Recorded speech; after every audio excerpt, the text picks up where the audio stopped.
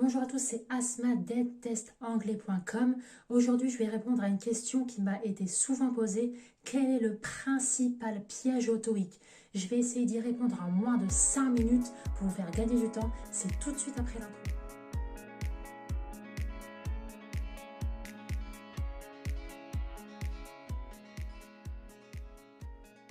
Alors ces pièges sont intentionnels durant tout le test TOEIC et ils visent très justement à tester votre attention aux détails et votre compréhension de l'anglais. En effet, au-delà d'un simple test d'anglais, le TOEIC va vraiment mesurer votre capacité à comprendre l'anglais dans un contexte international parce qu'il peut y avoir souvent des malentendus en communication. Déjà en français, ça arrive souvent, alors pour une langue qui n'est pas notre langue maternelle, ça arrive d'autant plus. Dans ce cadre-là, ce test TOEIC est vraiment conçu pour s'en sortir dans les communications internationales. Dans ce cas de figure-là, le TOEIC va vraiment mesurer votre capacité en tant que non-anglophone à être en mesure de communiquer ou non dans un contexte international. Vous l'aurez bien compris, le piège commun à toutes les parties du TOEIC, listening et reading, ce sont les mots qui se ressemblent phonétiquement, mais aussi au niveau de l'orthographe. Donc exemple concret pour la partie listening, vous avez le mot bored, bored qui signifie quelqu'un qui s'ennuie, et le mot board, qui se prononce pratiquement de la même façon. Le mot board,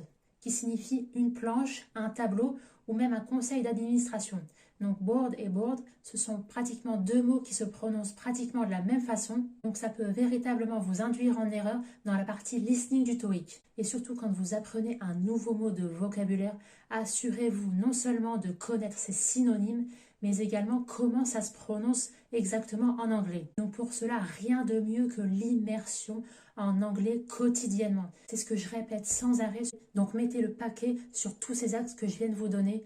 Alors en ultime recours, si vous êtes confronté à une question, vous ne savez pas quelle proposition de réponse, et uniquement en dernier recours, vous pouvez déjà éliminer les propositions de réponse qui vous semblent incohérentes. Ensuite, vous pouvez éliminer les propositions de réponse que vous comprenez parfaitement et dont vous savez pertinemment qu'elles sont fausses. En théorie, ça vous permettra d'isoler la dernière proposition de réponse et c'est celle-ci qui sera correcte. Mais c'est vraiment un hack en dernier recours. Vous devez avant tout cibler vos révisions sur le vocabulaire, je répète, les conjugaisons, la grammaire, l'écoute passive et active de l'anglais au quotidien. C'est ce conseil qui va vous permettre de gérer au mieux ce piège principal au TOEIC. Et d'ailleurs, pour vous aider, si vous débutez vous aussi vos révisions TOEIC, vous êtes libre de récupérer tous mes PDF. Ça se passe en description de cette vidéo. C'est une mini formation sur 4 jours totalement gratuite qui va vous aider à débuter sereinement vos révisions TOEIC. Et justement, on parlait de vocabulaire.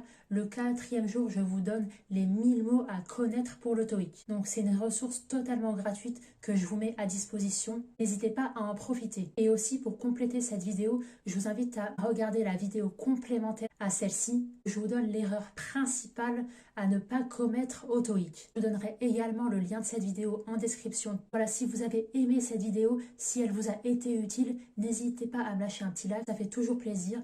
Et abonnez-vous à cette chaîne pour recevoir mon contenu mis à jour pour réussir le TOEIC. Et aussi, sachez que je réponds à tous les commentaires. Donc, si vous avez la moindre difficulté par rapport au TOEIC ou en anglais, n'hésitez pas à m'en faire part en commentaire. Je vous donnerai un conseil concret pour surmonter votre obstacle. D'ici là, je vous dis très bon courage dans vos révisions TOEIC et je vous dis à très vite.